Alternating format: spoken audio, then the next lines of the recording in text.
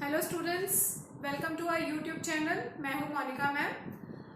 हम एक 12th का अकाउंट्स डिस्कस कर रहे हैं। अपने सारे वीडियोस में मैं आपको 12th का अकाउंट्स पढ़ा रही हूं और हमारा जो प्रेजेंट टॉपिक है वो पार्टनरशिप चल रहा है। ठीक है, तो पार्टनरशिप में हमारा first chapter fundamentals of partnership जो है वो हमारा इंटरेस्ट ऑन ड्रॉइंग्स में मैंने लास्ट क्लास में यानी लास्ट वीडियो में खत्म कर दिया था।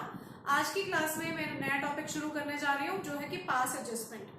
पास्ट एडजस्टमेंट ये क्या होता है, इसका रेफरेंस जो है 11th क्लास में हमने थोड़ा सा किया था, तो मैं आपको थोड़ा सा याद दिला देती हूँ कि पास्ट एडजस्टमेंट का मतलब क्या होता है।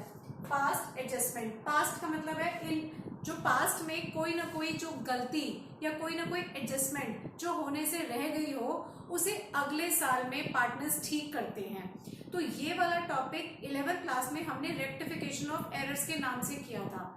रेक्टिफिकेशन ऑफ एरर्स में हमें पता चल जाता था कि कोई ना कोई गलती हुई है या जर्नल एंट्री के थ्रू या कोई एडजस्टमेंट के थ्रू हम उसको करेक्ट कर देते थे। ठीक है, तो यहाँ पर उससे आगे का प्रोसेस है कि पार्टनर्स को सारे अकाउंट्स बनाने के बाद पता चला कि ये मिस्टेक्स हो गई हैं। तो वो नॉर्मली कौन कौन सी मिस्टेक्स होती हैं या कौन कौन सी एडजस्टमेंट्स होती हैं जो पार्टनर्स या तो करना भूल जाते हैं या वो गलत कर देते हैं। तो past adjustment is basically the topic that talks about the past errors जो कि पार्टनर्स ने लास्ट ईयर में किए थे। ये क्या क्या एरर्स हो सकते हैं? सबसे पहला, interest on capital is omitted to be allowed. Partners generally interest on capital देना भूल गए और सारा का सारा प्रॉफिट उन्होंने डिस्ट्रीब्यूट कर दिया। पार्टनर्स की सैलरी देना भूल गए, प्रॉफिट डिस्ट्रीब्यूट कर दिया। कमीशन देना भूल गए, प्रॉफिट डिस्ट्रीब्यूट कर दिया। या इंटरेस्ट ऑन ड्राइंग्स लेना भूल गए और प्रॉफिट डिस्ट्रीब्यूट कर दिया। ये 3-4 तरह के मिस्टेक्स हैं या जो एडजस्टमेंट्स हैं जो आपको इस टॉपिक में करेक्ट करने होंगे। ठीक है, तो उसका तरीका क्या है वो मैं आपको एग्जांपल के थ्रू समझाऊंगी। लेकिन सबसे पहले आप पास्ट एडजस्टमेंट का मीनिंग ये क्लियर कर लीजिए कि पास्ट में ये 3-4 मिस्टेक्स हैं। Interest on capital, interest on drawings, salary, commission या इंटरेस्ट ऑन लोन। ये पार्टनर्स या तो देना भूल जाते हैं या गलत दे देते हैं। ऐसा भी हो सकता है कि इंटरेस्ट ऑन कैपिटल 10% देना था लेकिन 12% दे दिया। इंटरेस्ट ऑन कैपिटल 14% देना था लेकिन 9% दे दिया। यानी कि किसी भी टाइप की पास्ट मिस्टेक को आने वाले साल में पार्टनर्स किस तरह से करेक्ट करते हैं, ये पास्ट एडजस्टमेंट का टॉपिक है। पास्ट एडजस्टमेंट का एग्जाम्पल नंबर 36 मैं आपको करवाने जा रही हूँ। एडिशन आपका 2020 बुक है टीएस ग्रेवाल का। इसी के हिसाब से हमारे सारे वीडियोस एंड लेक्चर्स चलेंगे इस न्यू बुक के हिसाब से। ठीक है, तो एग्जाम्पल नंबर 36 जो है ये मेरा फर्स्ट एग्जाम्पल है पास्ट एडजस्टमेंट का, जिसमें आपको मैं फॉर्मेट बताने जा रही हूँ कि किस तरीके से आप पास्ट एडजस्टमेंट के प्रॉब्लम्स को सॉल्व करेंगे। इजी वे है, प्लस माइनस करके ही हमको पता लगा लेना है कि आप पार्टनर्स में क्या गलती हुई है और उसे कैसे करेक्ट करना है। ठीक है, तो एग्जाम्पल मैं पढ़ती हूँ।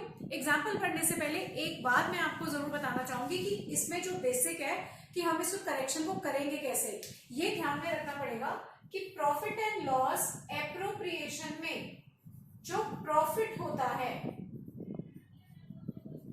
अगर मान लो पार्टनर्स इंटरेस्ट ऑन कैपिटल देना भूल गए, इंटरेस्ट ऑन कैपिटल था 8000, प्रॉफिट था 10000, इंटरेस्ट ऑन कैपिटल था 8000।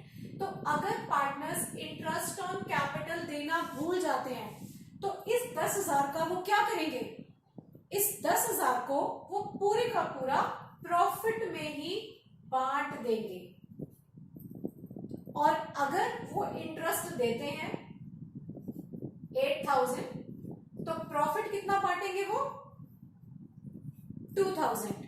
तो आपको ये कनेक्शन याद रखना है कि अगर पार्टनर्स इंटरेस्ट ऑन कैपिटल या सैलरी या कमीशन नहीं दे रहे तो उसकी बजाय वो सारा का सारा प्रॉफिट की फॉर्म में ही आपस में डिस्ट्रीब्यूट कर रहे हैं।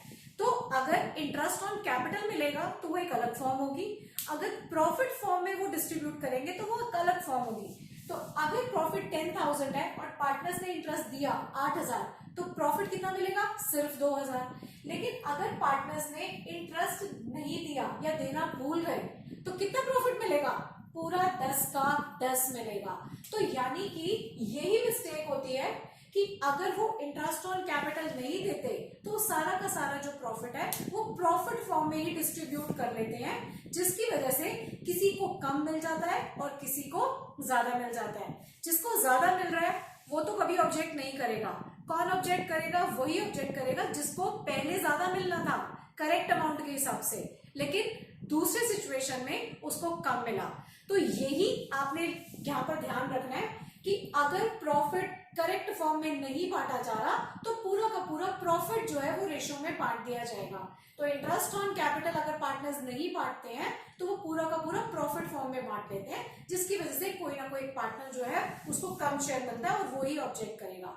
यही इस टॉपिक का मेन बेस है, इसी को हम साथ में लेके चलेंगे। ठीक है, तो अब मैं एग्जाम्पल नंबर 36 जो है वो आपको पढ़ के बता रही हूँ और उसके बाद मैं इसका सोल्यूशन करूंगी।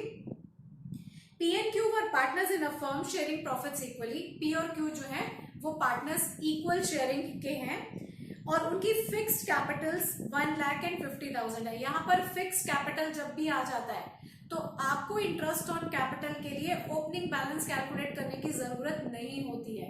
मैंने आपको पिछले अपने लेक्चर्स में ये बताया था कि इस चैप्टर में फंडामेंटल्स ऑफ पार्टनरशिप में बेसिकली इंटरेस्ट ऑन कैपिटल का जो पॉइंट है वो बार बार आएगा और इंटरेस्ट ऑन कैपिटल हमेशा ओपनिंग बैलेंस पे कैलकुलेट करना चाहिए। लेकिन फिक्स कैपिटल अगर हमें मिल जाती है तो हमारा वो मेहनत जो है कैलकुलेशन ऑफ ओपनिंग कैपिटल वो बच जाएगी। तो अगर फिक्स कैपिटल मिलती है मींस आपके पास ओपनिंग बैलेंस ऑलरेडी है। अगर इन केस आपके पास ओपनिंग बैलेंस ऑफ कैपिटल नहीं हो और आपको इंटरेस्ट ऑन कैपिटल इसमें यूज करना हो तो पहले एक काम आप एक्स्ट्रा करोगे, कैलकुलेशन ऑफ ओपनिंग कैपिटल, फिर ये क्वेश्चन कर पाओगे, नहीं तो नहीं होगा। ठीक है, तो P और Q पार्टनर्स हैं, उनकी कैपिटल्स 1,00,000 और 50,000 है। प्रॉफिट शेयरिंग रेशियो 1:1 है। Partnership deed provide interest on capital at the rate of 10% per annum. Partnership deed कहती है कि इंटरेस्ट ऑन कैपिटल आपको 10% देना है पार्टनर्स को।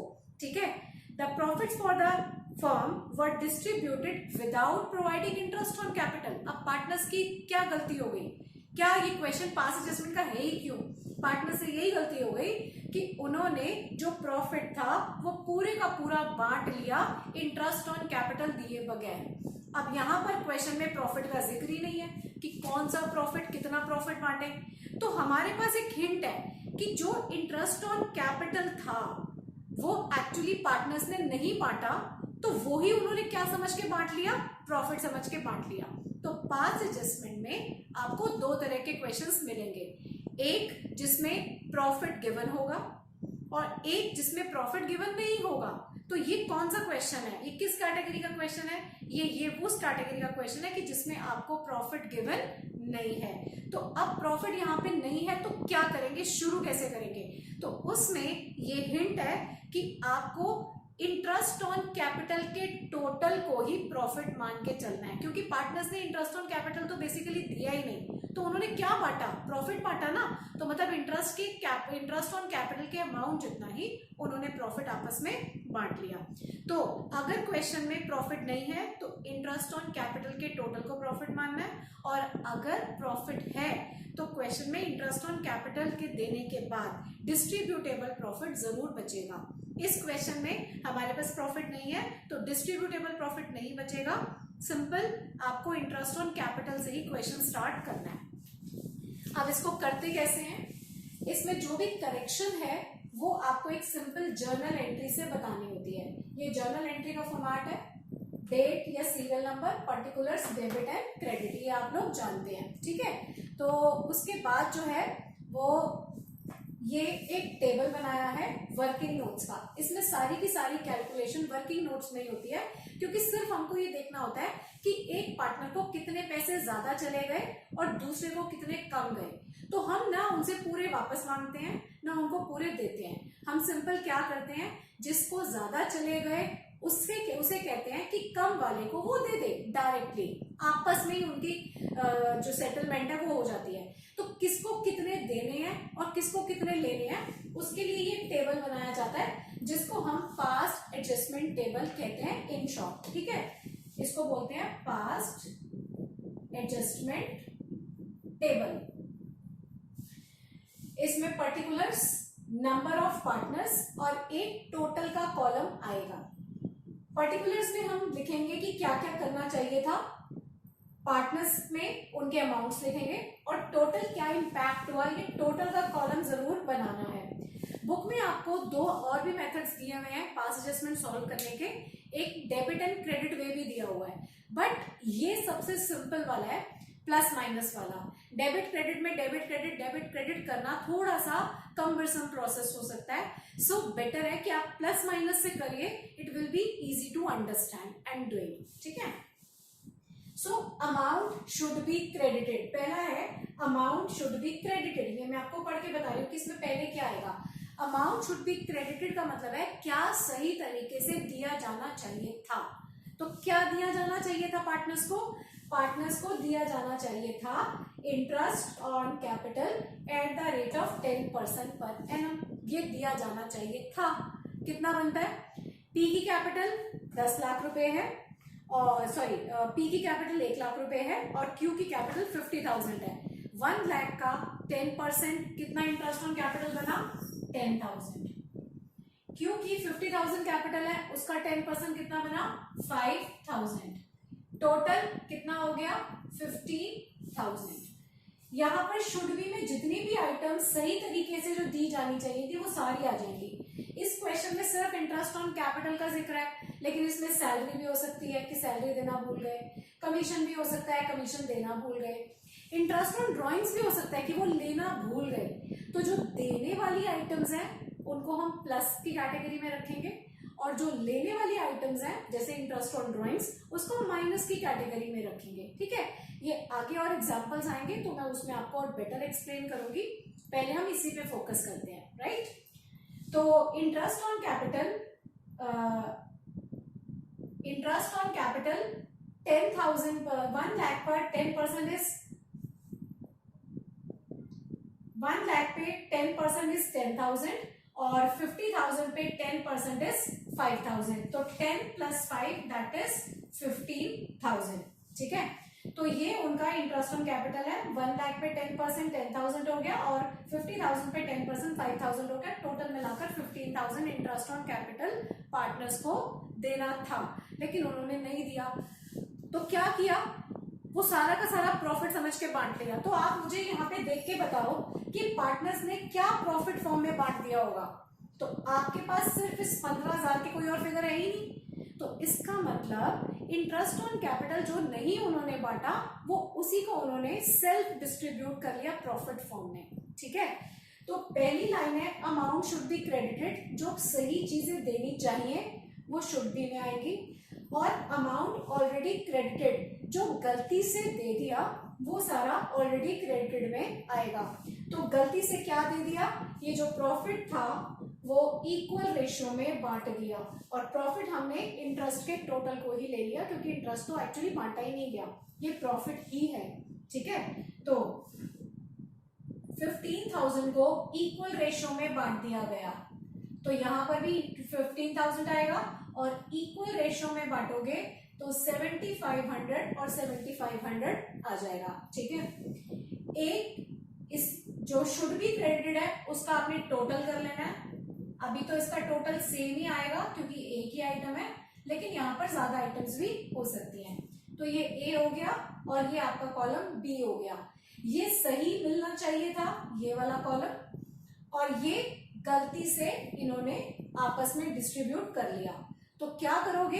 इन दोनों का सब्ट्रैक्शन निकालोगे। इसको देखेंगे कैसे? ए को सही तरीके से 10,000 मिलने चाहिए थे, लेकिन उसको कितने मिले? सिर्फ 7,500। तो क्या करोगे? ए को कम मिले ना, तो मतलब ए माइनस बी 2,500 ए को और मिलने चाहिए। तो आपने क्या करना है? ए में से बी को माइनस कर देना है। क्यू को आपको 5,000 मिलने चाहिए थे, लेकिन हमने उसको कितने दे दिए? 7,500 हमने उसको दे दिए। तो मतलब क्या किया हमने? क्यू को या बी को, नॉर्मली हम क्वेश्चन को जब डिस्कस करते हैं तो नाम कुछ भी हो, ए और बी से ही हम उसको समझाते हैं या समझते हैं। सो समटाइम्स अगर मेरे मुंह से अगर पी क्यू की जगह ए बी में निकल जाए तो आई होप कि आप अंडरस्टैंड करोगे कि what I am talking about, okay. So Q को 5000 मिलने चाहिए थे और उसको हमने 7500 दे दिए, मतलब उसको ज्यादा दे दिए। तो a माइनस बी करोगे तो यहाँ पर माइनस 2500 आएगा। तो कहने का मतलब है p को हम 2500 और देंगे और q से 2500 हम लेंगे। तो माइनस वाला जो है वो हमें लौटाएगा और जो प्लस वाला है वो हमसे लेगा। तो अब इसको हमने डेबिट और क्रेडिट साइन देनी है। प्लस को हम क्रेडिट बोलेंगे और माइनस को हम डेबिट बोलेंगे। तो हमारी जर्नल एंट्री में P डेबिट हो जाएगा और जो Q है वो क्रेडिट हो जाएगा और ये हमारी जर्नल एंट्री यहाँ पर बन जाएगी। तो माइनस वाला डेबिट है, प्लस वाला क्रेडिट है, उसको आप एंट्री फॉर्म में लिखोगे। अब क्योंकि यहाँ पर फिक्स कैपिटल्स हैं तो फिक्स कैपिटल्स की जो एंट्री होती है वो कैपिटल अकाउंट से ना होके करंट अकाउंट से की जाती है। ये मैंने आपको फिक्स एंड फ्लक्चुएटिंग वाले टॉपिक में बताया था, ठीक है। तो यहाँ पर आपकी एंट्री हो जाएगी Q's current account debit to P's current account, narration being past adjustment of interest on capital is made। Interest on capital की पास एडजस्टमेंट हमने कर दी और amount 2500 this is the answer for this question. So दोबारा से एक बार मैं आपको ब्रीफ में बता रही हूँ कि जो भी पास एडजस्टमेंट के क्वेश्चन है उसमें एक जर्नल एंट्री का आपको जर्नल बनाना है। जर्नल टॉप पे बनेगा और उसका वर्किंग नोट हमेशा नीचे बनेगा। ये याद रखिए 12th क्लास में बहुत सारे क्वेश्चंस आपको वर्किंग नोट से सॉल्व करने पड़ेंगे और वर्किंग नोट यहाँ पर बहुत ज्यादा मार्क्स कैरिंग होते हैं, उनकी ज्यादा इंपॉर्टेंस है वर्किंग नोट्स की। बनाने वो फेयर में है लेकिन हमेशा मेन पार्ट क्वेश्चन का टॉप पे रहेगा और वर्किंग नोट्स वाला पार्ट नीचे रहेगा। तो यहाँ पर पास एडजस्टमेंट टेबल हम नीचे बनाएंगे, जर्नल एंट्री वाला पार्ट आप ऊपर बनाएंगे। तो पास एडजस्टमेंट टेबल में आपके दो डिविजन्स हैं, amount should be credited and amount already credited. Should B में वो आइटम्स डालनी है जो सही तरीके से पार्टनर्स को मिलनी चाहिए थी और रॉन्गली क्रेडिटेड या अमाउंट ऑलरेडी क्रेडिट में वो आइटम्स डालनी है जो पार्टनर्स ने गलत तरीके से दे दी या देना जो उन्होंने गलत तरीके से दे दी, ठीक है। तो शुड बी में जो सही चीजें देनी थी और रॉन्गली में जो उन्होंने गलत दे दी। दोनों के कॉलम्स को ए और बी नाम देंगे, ए में से बी को माइनस करेंगे। जो प्लस अमाउंट आएगा वो आपका क्रेडिट कहलाएगा, जो माइनस अमाउंट आएगा वो आपका डेबिट कहलाएगा।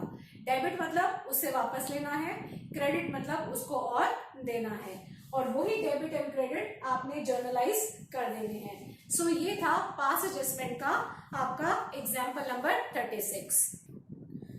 अब हम एग्जाम्पल नंबर 37 करने जा रहे हैं जिसके अंदर आपको ओपनिंग कैपिटल की कैलकुलेशन भी करनी होगी, ठीक है। और जो पहला वाला एग्जाम्पल था मैंने आपको बताया था कि क्वेश्चन पास एडजस्टमेंट का दो टाइप से आएगा, या तो उसमें प्रॉफिट होगा या तो उसमें प्रॉफिट नहीं होगा। तो हमारा 36 एग्जाम्पल जो था उसमें हमारे पास फिक्स कैपिटल्स थी और हमारा जो क्या नाम है प्रॉफिट था वो हमें क्वेश्चन में गिवन नहीं था। तो क्वेश्चन में जब भी प्रॉफिट गिवन नहीं हो तो इंटरेस्ट ऑन कैपिटल के टोटल को ही आप प्रॉफिट मान के काम करेंगे।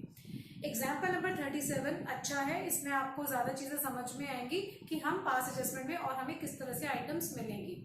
मैं आपको ये एग्जाम्पल पढ़ के बता रही हूँ। एग्जाम्पल 37 पेज नंबर 2.53 एडिशन 2020, ठीक है। तो इसके हिसाब से मैं चल रही हूँ। A और B partners in a firm sharing profits in the ratio 3:2। A और B पार्टनर्स है 3:2 के लिए और उनकी बैलेंस शीट दे रखी है। तो जब भी क्वेश्चन में बैलेंस शीट दे रखी हो तो आपको ये समझ जाना चाहिए कि क्वेश्चन में ओपनिंग कैपिटल्स नहीं है, क्योंकि बैलेंस शीट हमेशा 31 मार्च को बनाई जाती है और वो आपके क्लोजिंग बैलेंस को इंडिकेट करती है, ठीक है। Profit for the year 2020 was 30,000। 2020 का जो प्रॉफिट है वो 30,000 है and was divided between the partners without allowing interest on capital at the rate of 12% per annum and salary to A at the rate of 1,000 per month. Profit 30,000 पूरे साल का बांट दिया गया बिना इंटरेस्ट ऑन कैपिटल दिए और बिना ए को सैलरी दिए। तो यही क्वेश्चन आपका पास एडजस्टमेंट हो गया, क्योंकि पास एडजस्टमेंट में पार्टनर्स कुछ ना कुछ मिस्टेक करते हैं, या तो वो चीजें नहीं देते हैं या वो गलत दे देते हैं। ठीक है, तो इस क्वेश्चन में पार्टनर्स जो है दो चीजें देना भूल गए, इंटरेस्ट ऑन कैपिटल भी नहीं दी, सैलरी टू ए भी नहीं दी, और सारा का सारा प्रॉफिट खुद ही बांट लिया। During the year A withdrew 10,000 and B withdrew 20,000। A और बी की ड्रॉइंग्स भी दी गई हैं। यहाँ पर क्वेश्चन में ड्रॉइंग्स किस लिए दी गई हैं, क्योंकि जब आप कैलकुलेशन ऑफ ओपनिंग कैपिटल्स करोगे तो आपको ड्रॉइंग्स और एडिशनल कैपिटल की जरूरत होती है, तो आपको कोई ना कोई एक फिगर तो क्वेश्चन में दी जाएगी, या एडिशनल कैपिटल होगी या ड्रॉइंग्स होगी। ठीक है, तो अब इसमें हमको करेक्शन के लिए जर्नल एंट्री पास करनी है, जिसको हम एडजस्टिंग एंट्री भी बोलते हैं, पास एडजस्टमेंट एंट्री। ठीक है, एडजस्टिंग एंट्री भी बोलते हैं, पास एडजस्टमेंट एंट्री भी बोलते हैं। उसके लिए मैंने जर्नल बनाया, ये मेरे वर्किंग नोट्स है कि किसको क्या मिलना चाहिए था और क्या किसी को मिला, और दोनों का डिफरेंस। ठीक है, लेकिन क्योंकि इस क्वेश्चन में पहले आपको इंटरेस्ट ऑन कैपिटल पे फोकस करना है और कैपिटल्स आपकी क्लोजिंग दे रखी है, तो पहली स्टेप क्या होगी आपकी, स्टेप नंबर 1 होगी calculation of opening capital. Calculation of opening capital हम ऑलरेडी पहले कर चुके हैं। क्या फॉर्मूला होता है, closing capital plus drawings minus additional capital और माइनस प्रॉफिट। इस क्वेश्चन में एडिशनल कैपिटल नहीं है, तो क्लोजिंग कैपिटल प्लस ड्रॉइंग्स और माइनस प्रॉफिट, ये तीनों चीजें आपको क्वेश्चन में गिवन है। बैलेंस शीट से आपको क्लोजिंग कैपिटल मिल रही है, ड्रॉइंग्स आपको उसने क्वेश्चन के नीचे दी हुई है 10,000 एंड 20,000, और प्रॉफिट 30,000 रुपए दिया हुआ है, जो कि बांट दिया गया इन द रेशियो 3:2। तो जब आप ये सारे फिगर्स को डालेंगे प्लस ड्रॉइंग्स और माइनस प्रॉफिट करेंगे, तो आपको ओपनिंग कैपिटल मिलेगी 52,000 ए की और 28,000 बी की। तो ए की ओपनिंग कैपिटल 52 हो गई और बी की ओपनिंग कैपिटल 28,000 हो गई। पहली स्टेप हमारी हो गई। Come to the second step which is the working note part, ये स्टेप नंबर 2 है, और जर्नल एंट्री ये आपका स्टेप नंबर 3 है ये थर्ड स्टेप, लेकिन करना इसको आपको टॉप पे है। ठीक है, अब वर्किंग नोट को समझते हैं। पास एडजस्टमेंट का जो बेसिकली टॉपिक है, 2 कॉलम्स बनते हैं, amount should be credited and amount already या wrongly credited. Should be credited में वो आइटम्स लिखी जाती हैं जो पार्टनर्स देना भूल गए। अब आपको ये याद होगा, मैंने क्वेश्चन अभी पढ़ा कि पार्टनर्स क्या क्या देना भूल गए, क्या देना भूल गए, interest on capital at the rate of 12% per annum देना भूल गए। दूसरी चीज सैलरी टू ए देना भूल गए, सैलरी टू ए। ठीक है, तीसरी चीज तो कोई भूले नहीं, लेकिन तीसरी चीज अंडरस्टूड है कि करेक्टेड प्रॉफिट भी उनको बांटना पड़ेगा। तो 30,000 पूरा का पूरा प्रॉफिट बांटना वॉज रॉन्ग, तो चीजें देने के बाद, इंटरेस्ट ऑन कैपिटल और सैलरी देने के बाद कुछ प्रॉफिट भी तो बचेगा, सही वाला, एक्चुअल वाला, वो भी तो बांटना पड़ेगा। तो शुड बी में यहाँ पर 3 चीजें लिखी जाएंगी, interest on capital at the rate of 12% per annum. Opening Capitals हमने यहाँ पर निकाल ली 52 एंड 28, उन दोनों का 12% आप निकालोगे तो ए के कॉलम में आएगा 6240, बी के कॉलम में आएगा 3360, टोटल बना 9600। तो इंटरेस्ट ऑन कैपिटल 9600 नहीं दिया। फिर salary to A per month दी गई है, तो 1000 पर मंथ यानी कि 12,000 फॉर द ईयर। बी को कोई सैलरी नहीं दी, तो यहाँ पे ब्लैंक, और टोटल के कॉलम में आ गया 12,000। ठीक है, तो ये दोनों चीजें उन्होंने वो देना भूल गए थे। तीसरी चीज क्वेश्चन में कहीं नहीं है, लेकिन हम जानते हैं कि इंटरेस्ट ऑन कैपिटल और सैलरी देने के बाद कुछ प्रॉफिट भी बचेगा, तो बचे हुए प्रॉफिट का नाम क्या होता है, डिस्ट्रीब्यूटेबल प्रॉफिट। तो याद रखिए कि 2 प्रॉफिट की टर्म्स आएंगी, एक नेट प्रॉफिट जो शुरू में होता है और एक आखिर वाला प्रॉफिट जिसे डिस्ट्रीब्यूटेबल प्रॉफिट कहते हैं। तो distributable profit is basically the profit left after allowing various appropriations. Partners को सारी चीजें देने के बाद जो प्रॉफिट बचे लास्ट में, उसको डिस्ट्रीब्यूटेबल प्रॉफिट कहते हैं। ठीक है, और जो स्टार्टिंग में प्रॉफिट दिया जाता है वो आपका नेट प्रॉफिट कहलाता है। तो ये दो टर्म से आप अवेयर हो जाइए कि नेट प्रॉफिट या डिस्ट्रीब्यूटेबल प्रॉफिट। तो याद रखिए कि जब शुड बी में लिखेंगे तो आपका डिस्ट्रीब्यूटेबल प्रॉफिट आएगा सारी चीजों को देने के बाद। अब इसको मैं डिस्ट्रीब्यूटेबल प्रॉफिट को निकालने का तरीका क्या है? एक तरीका तो है कि P&L एप्रोप्रिएशन बनाओ, लेकिन मेरे को इस क्वेश्चन में इतना सारा काम करना है तो मुझे मार्क्स क्या मिलेंगे? 4 नंबर का क्वेश्चन आएगा। 4 नंबर में मैं इतनी सारी चीजें करूंगी, ओपनिंग कैपिटल भी निकालूं, वर्किंग नोट्स भी निकालूं, साथ में मैं ये P&L एप्रोप्रिएशन भी बनाऊं, तो फिर मुझे 4 नंबर के लिए बहुत सारा टाइम खर्च करना पड़ेगा। तो यहाँ पर अकाउंट्स में आपको सिर्फ करेक्ट अकाउंट्स नहीं करना है, कैसे आपको टाइम मिनिमम से मिनिमम यूज करना है in order to complete your paper within the time. Time से पेपर खत्म हो जाए, 10 मिनट आपको रिवीजन के लिए भी मिल जाए, इतना आपको टाइम आपको चाहिए। तो उसके लिए कुछ टेक्निक्स भी आपको फॉलो करनी पड़ेगी। जैसा पहला टेक्निक तो यही है कि जहां पर कुछ शॉर्टकट्स यूज हो सकते हैं कैलकुलेशन में, वो करने हैं। तो यहाँ पर P&L एप्रोप्रिएशन का शॉर्टकट क्या है वो मैं बताने जा रही हूँ। आपका टोटल प्रॉफिट था इस क्वेश्चन में 30,000। 30,000 में दो चीजें, इंटरेस्ट ऑन कैपिटल और सैलरी, इन दोनों का टोटल बना 21,600। तो मतलब 30 में से 21,600 पार्टनर्स को देना था करेक्ट फॉर्म में। तो जो बच गया 8,400 वो पार्टनर्स को डिस्ट्रीब्यूटेबल प्रॉफिट की फॉर्म में बांट दिया जाएगा। सो जहां पर आपके क्वेश्चन में प्रॉफिट नहीं है, जैसा एग्जांपल नंबर 36 था, उसमें इंटरेस्ट ऑन कैपिटल से ही आपने क्वेश्चन कर लिया, बहुत इजी था। लेकिन हर क्वेश्चन में प्रॉफिट ना हो ऐसा नहीं होगा, बाकी क्वेश्चंस में प्रॉफिट्स मिलेंगे। सो ये एग्जांपल जो मैं आपको 37 बता रही हूँ, ये उस कैटेगरी का है जहां पर आपके पास प्रॉफिट है। जहां पर प्रॉफिट होगा वहां डिस्ट्रीब्यूटेबल प्रॉफिट जरूर आएगा, और उसको निकालने का शॉर्ट तरीका क्या है कि टोटल प्रॉफिट में से जितनी चीजें पार्टनर्स को देनी है उनका टोटल माइनस कर दो, जो डिफरेंस बचेगा वो डिस्ट्रीब्यूटेबल प्रॉफिट होगा। तो आपको P&L एप्रोप्रिएशन बनाने की जरूरत नहीं है, आप इसको डायरेक्ट भी निकाल सकते हैं। अब डिस्ट्रीब्यूटेबल प्रॉफिट किस रेशियो में बांटा गया? वही रेशियो जो क्वेश्चन में मेंशन है, इन द रेशियो 3:2। तो ए को इस डिस्ट्रीब्यूटेबल प्रॉफिट का 8,400 का 3/5 मिला 5040, और 8,400 का 2/5 मिला बी को 3360। तो ये ए को 3 चीजें मिली, बी को 2 चीजें मिली। इनका टोटल कर लीजिए कि किसको क्या क्या मिल चुका। ए के टोटल में आया 23,280, मतलब ए को करेक्ट फॉर्म में 23,280, 23,280 मिलना चाहिए था। बी को करेक्ट फॉर्म में 6,720 मिलना चाहिए था। दोनों का टोटल आपका 30,000 बनेगा। टोटल हमेशा आपका दोनों कॉलम्स में सेम रहेगा, इस कॉलम में शुड बी वाले में भी और ऑलरेडी वाले में भी। ये क्वेश्चन की करेक्शन है, मतलब कंफर्मेशन है कि आपका क्वेश्चन सही जा रहा है। ये टोटल अगर मैच कर रहे हैं तो आपसे कोई गलती नहीं हुई, क्योंकि गलती होगी तो ये दोनों टोटल्स डिफर करेंगे।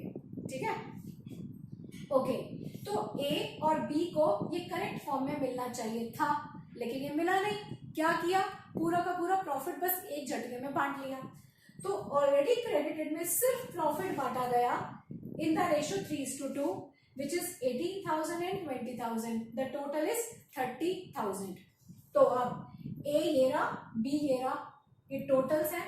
ए और बी को माइनस कर दो। ए में से बी को माइनस किया, 23,280 में से 18,000 माइनस किया, 5,280 प्लस 6,720 में से 12,000 माइनस किया, -5,280। मतलब ए को 23,280 मिलने चाहिए थे, 23,280 मिलने चाहिए थे, जबकि हमने उसको 18,000 दे दिए। कम दिए ना, तो हम उसको बाकी की और देंगे। कितना देंगे? +5,280। बी को 6,720 मिलना चाहिए था, हमने उसको 12,000 दे दिए, ज्यादा दे दिए, उससे वापस लेंगे। वापस नहीं एक्चुअली लेते, ये दोनों आपस में एक दूसरे को कंपनसेट कर देते हैं। तो ये टेबल बनाने से फायदा ये होता है कि फॉर्म उनसे ये नहीं कहती कि आप सारी चीजें वापस करो पुरानी और नई चीजें ले लो। वो कहती है आप कैलकुलेशन करके देख लो, किसी के पास ज्यादा गया किसी के पास कम गया तो ज्यादा वाला कम वाले को दे देगा। तो ये आइटम्स जो आंसर्स आएंगे ये आपके बिल्कुल सेम आएंगे। दो पार्टनर्स हैं तो सेम आएंगे, तीन हो जाएंगे तो दो का टोटल तीसरे से मैच करेगा। तो मतलब आपको जो यहाँ पे आंसर्स मिलेंगे डेबिट और क्रेडिट, प्लस क्रेडिट है और माइनस डेबिट है, तो ये आपस में सेम अमाउंट्स होंगे। ये भी एक क्वेश्चन की ऑथेंटिसिटी है कि आप सही कर रहे हो, आपने कुछ गलत इसमें नहीं किया। सो आई होप कि आपको ये कैलकुलेशन समझ आ गई होगी। अब थर्ड स्टेप में मैं एंट्री पास कर देती हूँ, क्योंकि क्वेश्चन जो है ये फिक्स कैपिटल्स वाला नहीं था, तो आप अज्यूम कर सकते हैं कि ये फ्लक्चुएटिंग कैपिटल है। तो फ्लक्चुएटिंग कैपिटल में एंट्री कैपिटल अकाउंट से पास की जाती है, ना कि करंट अकाउंट से। तो यहां पर आ जाएगा B's capital account debit to A's capital account 5280 being past adjustment of interest on capital and salary was adjusted now। जो कि आपकी पास एडजस्टमेंट थी इंटरेस्ट ऑन कैपिटल और सैलरी की, आप उनको एडजस्ट कर दिया, हमने ये फाइनली इसको क्लोज कर दिया। So this is the procedure of हम पास एडजस्टमेंट क्वेश्चंस, जिसमें एक पास एडजस्टमेंट का टेबल बनेगा, शुड बी क्रेडिटेड में करेक्ट थिंग्स देनी है, रॉन्गली या ऑलरेडी क्रेडिटेड में रॉन्ग थिंग्स देनी है, दोनों का डिफरेंस निकालना है, ए और बी को माइनस करके, plus shows the credit balance and minus shows the debit balance, उससे आपने एंट्री पास कर लेनी है। और अगर क्वेश्चन में ओपनिंग कैपिटल्स नहीं हो तो एक काम एक्स्ट्रा बढ़ जाता है, कैलकुलेशन ऑफ ओपनिंग कैपिटल का। सो आई सपोज कि आपको अब इसका प्रोसीजर थोड़ा थोड़ा समझ में आने लग गया होगा। हम आगे इसके और भी एग्जाम्पल्स करेंगे, ठीक है, लेकिन आज के वीडियो में मैं आपको ये दो एग्जाम्पल्स करवा रही हूँ ताकि आप इसको टॉपिक को अच्छे से समझ लें, ठीक है। आगे के वीडियोस में पास एडजस्टमेंट के मैं एक और वीडियो पे इसमें आपको एग्जाम्पल समझाऊंगी, जिसमें आपको इसमें वैरायटी पता चलेगी कि और किस वैरायटी के क्वेश्चंस इसमें पूछे जा सकते हैं। हमारे चैनल को लाइक करिए, शेयर करिए और सब्सक्राइब करिए, और जितना शेयर कर सकते हैं आप करिए, ताकि 12 के जितने भी बच्चे हैं उनको इन वीडियोस को देख के काफी हेल्प मिले, जो ट्यूशंस नहीं पढ़ सकते हैं या जिनको ऑनलाइन कुछ मिल नहीं रहा है, तो वो इन वीडियोस से पूरे चैप्टर्स को आसानी से समझ सकते हैं, ठीक है। आप अपने डाउट्स जरूर पूछिए कमेंट सेक्शन में जाके, कोई इम्प्रूवमेंट चाहिए, कुछ भी आपका कंसर्न हो वीडियोस को लेकर, टॉपिक को लेकर, डू लेट मी नो कि क्या इम्प्रूवमेंट और क्या जो आपके डाउट्स क्वेरीज हैं वो आप मुझे फॉरवर्ड करिए, ठीक है। तो कमेंट सेक्शन में यू आर वेलकम, आप कमेंट करिए। और इसमें प्रैक्टिस बहुत ज़रूरी है, क्योंकि अगर आप साथ में प्रैक्टिस नहीं करेंगे तो ये जितना भी पढ़ाया जा रहा है वो आपको ज़्यादा देर तक आप रिटेन नहीं कर पाओगे, ठीक है। मैं हूँ मोनिका मैम, आगे अगली क्लास में मिलते हैं नए वीडियो के साथ। Keep watching, thank you.